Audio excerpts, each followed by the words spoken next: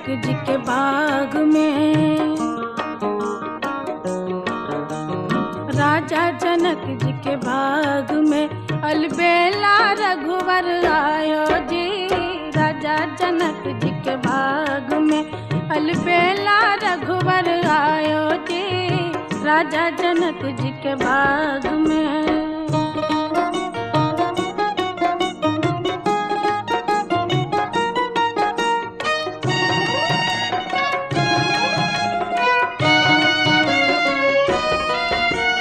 सोने के थारी में बिड़िया लगावल,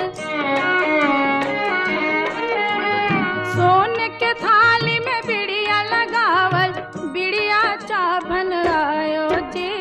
राजा जनक जी के बाग में अलबेला रघुवर आयो जी। राजा जनक जी के बाग में।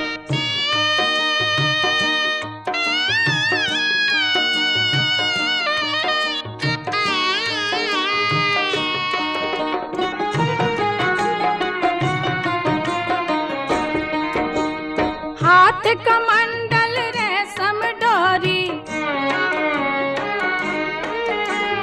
हाथ कमंडल रेशम डोरी, गिरजा पूजन आयो जी। राजा जनक जी के बाग में अलबेला रघुवर आयो जी। राजा जनक जी के बाग में।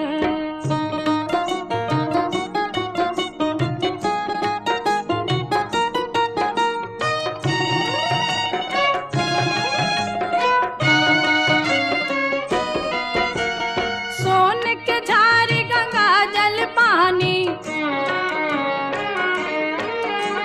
सोने के झारी गंगा जल पानी, पनिया पीवन आयो जी। राजा जनक जी के बाग में अलबेला रघुवर आयो जी।